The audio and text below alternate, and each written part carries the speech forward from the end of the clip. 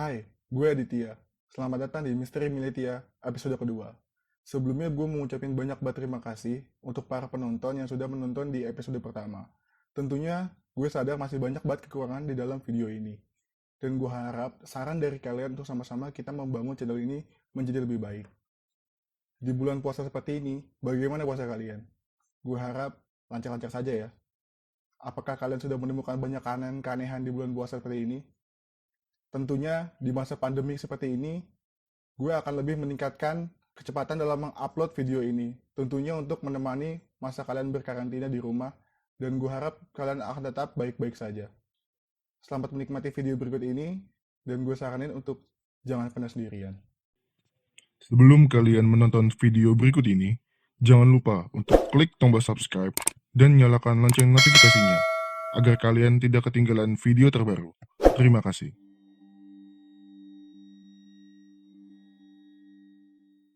Mode transportasi. Di masa 2020 ini, gue yakin lo semua yang pergi ke kampus, pergi ke kantor, semuanya naik transportasi online. Ya, ojek online di 5 tahun belakangan ini itu sangat terkenal dan sangat banyak kebutuhannya. Tapi di masa-masa 2000-an awal, mode transportasi yang paling banyak digandrungi adalah KRL, atau mungkin sekarang disebutnya komuter lain ya. Nah, di KRL ini, di daerah Jabodetabek itu banyak banget stasiun-stasiun dan rute-rute penghubung yang dari rumah dan ke kota, bahkan dari satu titik ke satu titik. Di masa perjalanannya, KRL banyak sekali menemui beberapa tragedi atau mungkin kecelakaan yang cukup naas, seperti KRL kecelakaan Bintaro yang banyak banget menelan korban. Dan di episode kali ini gue akan mencoba mencari tahu misteri tentang kecelakaan atau tragedi KRL di Pasar Minggu. Jadi kemarin gue sempat buka-buka berita lama tentang beberapa kecelakaan yang terjadi di Indonesia, khususnya kecelakaan kereta. Gue menemukan bahwa di salah satu portalnya terdapat kecelakaan pada tahun 2005 yang melibatkan KRL 583 dan KRL 583 yang bertabrakan di kilometer 19 Pasar Minggu. Pada kecelakaan tersebut menewaskan lebih dari 5 orang dan membuat ratusan orang mengalami luka berat dan luka ringan. Namun pada kecelakaan kereta tersebut masih banyak sekali misteri-misteri dan perdebatan oleh saksi mata dan warga sekitar. Jadi kronologis yang sebenarnya adalah pada pukul 14.57, kereta Pakuan Express dengan nomor 221 berangkat dari stasiun Bogor menuju Jakarta Kota sesuai dengan jadwal yang ditetapkan oleh KRL. Pada saat yang bersamaan, KRL 585 berangkat dari stasiun Depok pukul 15.29. Kereta berangkat terlambat hingga 10 menit, sehingga kereta tersebut baru berangkat pukul 15.41. Di stasiun yang sama, KRL 585 mengalami keterlambatan hingga 41 menit tanpa penyebab yang jelas. Pada waktu itu, keterlambatan kereta menjadi suatu hal yang lumrah karena masih terbatasnya teknologi serta penghubung antar kereta, dan itu yang menjadikan bahwa pada waktu itu banyak sekali kereta yang mengalami keterlambatan bahkan berjam-jam. Bahkan kita tidak jarang jumpai beberapa kereta yang sering berhenti di tengah-tengah stasiun. Lalu, pada pukul 16.05, kereta Pakuan Express berhenti di kilometer 19 karena memiliki beberapa gangguan di pada keretanya. Sehingga kereta Pakuan Express tersebut mengirimkan sinyal merah yang dapat dideteksi oleh kereta di belakangnya agar tidak terjadi tabrakan. Di kereta belakangnya terdapat kereta 585 rangkaian ekonomi yang menuju ke stasiun Pasar Minggu dan melihat sinyal merah. Masinis pun memberhentikan keretanya karena melihat ada kereta yang bermasalah di depan. Namun, pada saat yang sama terdapat KRL 583 yang juga menuju ke stasiun Pasar Minggu. Nah, sayangnya pada kereta 583 tidak dapat melihat sinyal merah tanda berhenti yang menyebabkan masinis tetap melajukan keretanya seperti biasa. Kereta 583 baru melihat kereta 585 di depannya beberapa saat sebelum tabrakan. Masinis segera lakukan rem darurat, tapi tentu saja itu tidak dapat menghentikan kereta 583 yang bergerak secara cepat dan menghantam kereta 585 sehingga keluar jalur.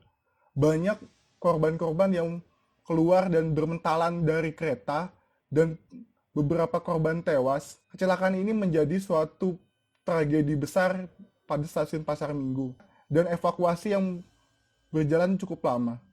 Sumpah, gue nggak bisa bayangin gimana perasaan para penumpang yang histeris melihat beberapa saat lagi mereka akan tabrakan.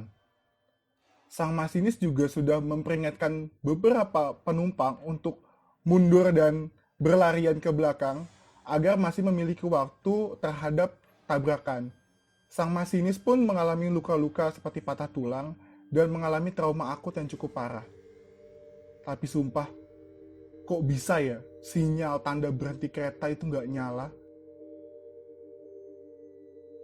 Nah, terdapat dugaan bahwa masinis 583 tidak dapat melihat sinyal tanda berhenti yang mengakibatkan KRL menghantam KRL 585. Acep sudah mengabdi 25 tahun sebagai masinis. Tentu saja dia bisa membedakan mana sinyal yang berhenti dan mana sinyal yang harus berjalan. Tapi sayangnya Acep mengatakan bahwa ia tidak melihat sinyal yang menyala di tanda lampu berhenti kereta.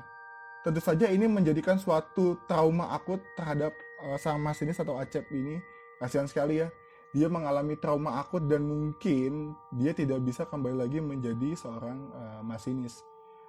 Tentu saja masinis ini menggerakkan sebuah kereta dengan berbagai macam peralatan yang cukup canggih. Bisa melalui hubungan radio, bisa melalui sinyal, dan kode-kode yang mungkin masinis tahu.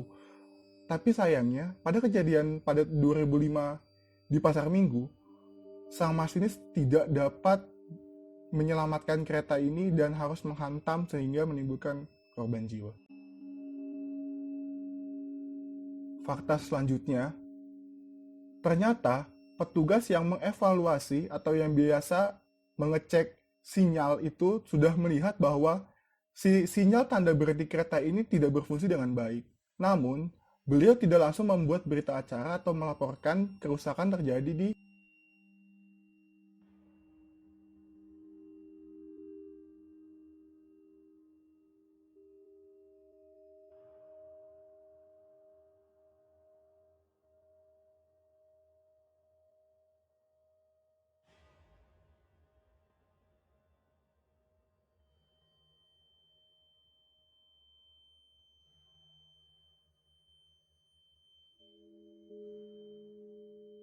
Nah, untuk fakta selanjutnya ini cukup nyeleneh ya. Jadi, pada zaman dahulu, itu para penumpang yang menaiki kereta atau KRL ini dapat menaiki gerbong si masinisnya. Bahkan dia bisa berada di dalam ruang masinisnya. Nah, desakan-desakan dari para warga yang menaiki kereta tersebut yang mengakibatkan bahwa hilangnya konsentrasi dari masinis yang membuat masinis tidak melihat sinyal tanda berhenti yang menandakan bahwa di depannya terdapat rangkaian kereta 585 tadi. Nah, si para penumpang ini yang masuk ke dalam masinis tersebut itu memaksa agar si masinis melajukan keretanya dengan lebih cepat. Bahkan bisa membuat tekanan-tekanan yang mengakibatkan si masinis ini tidak bekerja secara profesional. Tentu saja untuk zaman sekarang tidak bisa lagi ya kita naik di ruang masinis, itu ruang yang memang tidak untuk orang penumpang, tapi untuk para masinis, pekerja, dan kondektur lainnya agar perjalanan kita menjadi lebih aman. Tapi masa iya sih? Nah, untuk yang selanjutnya ini cukup misterius ya. Jadi para saksi atau warga sekitar perlintasan kereta Pasar Minggu mengiyakan bahwa di perlintasan tersebut banyak roh-roh atau makhluk halus yang mencari tumbal. Bahkan ada orang yang memang sengaja mencari tumbal di sana. Tidak jarang kita temui kecelakaan kereta yang melibatkan pengemudi tunggal, seperti orang yang tertabrak saat menyeberang, orang yang mengendarai sepeda motor lalu tidak melihat kiri kanan lalu tertabrak. Bahkan ada hal aneh yang mengakibatkan mesin mobil dapat berhenti seketika ketika melintasi penyeberangan kereta di daerah Pasar Minggu. tentu mungkin ini bisa dijelaskan secara lebih logis ya, tapi para warga ini meyakinkan bahwa mungkin setiap beberapa minggu atau bulan sekali terdapat satu orang yang mengalami kecelakaan di perlintasan kereta tersebut. Ada yang mengatakan bahwa di sana terdapat roh wanita yang mencari tumbal agar dirinya dapat memenuhi permintaan si manusia lainnya atau orang yang jahat lainnya.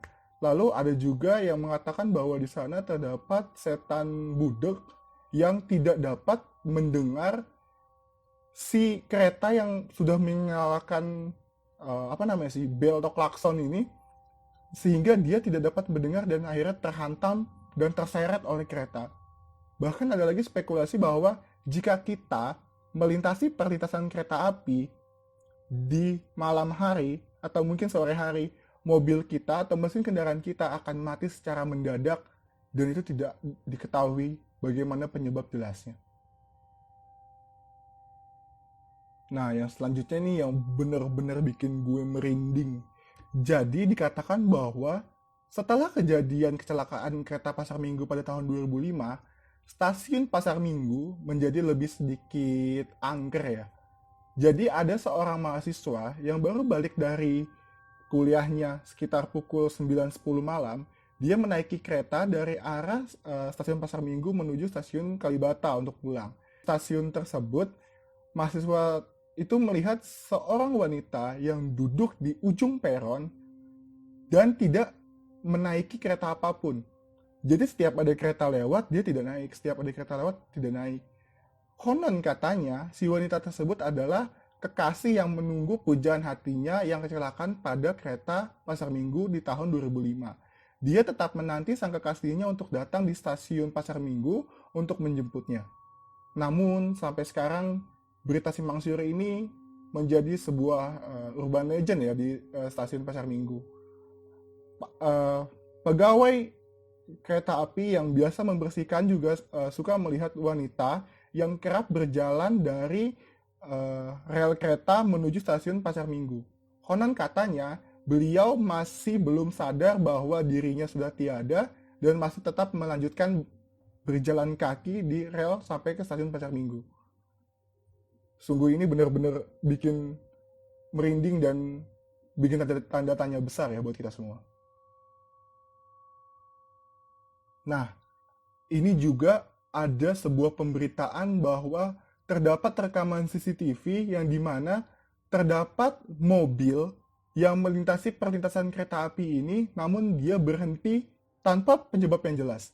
Jadi mobil ini kayak tersangkut gitu di perlintasan kereta api ini sehingga kereta Pakuan Express ini memutuskan untuk berhenti agar tidak menabrak si mobil tersebut. Namun konon katanya mobil itu ternyata hanya sebuah ilusi optik atau ilusi si masinis Pakuan Express ini.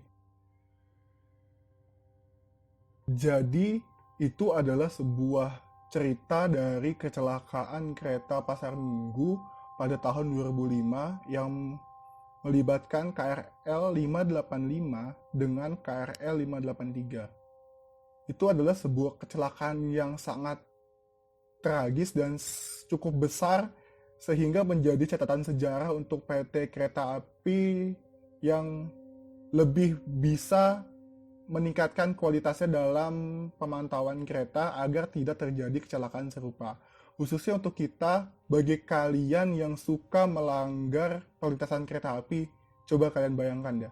Ketika kalian melewati perlintasan kereta api, pastikan untuk cek ke kanan dan cek ke kiri, lalu pastikan bahwa tidak ada sinyal kereta ingin menutup atau palang kereta tertutup. Karena jika kalian melanggar, jika kalian mencoba untuk menerobos, bukan hanya harta atau nyawa kalian yang hilang, bahkan kerugian dari si kereta tersebut.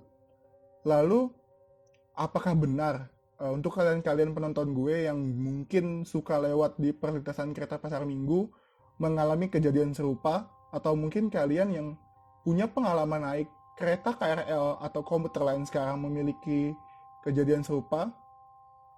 Apakah si wanita di stasiun Pasar Minggu ini masih tetap menunggu dan akan tetap ada di sana.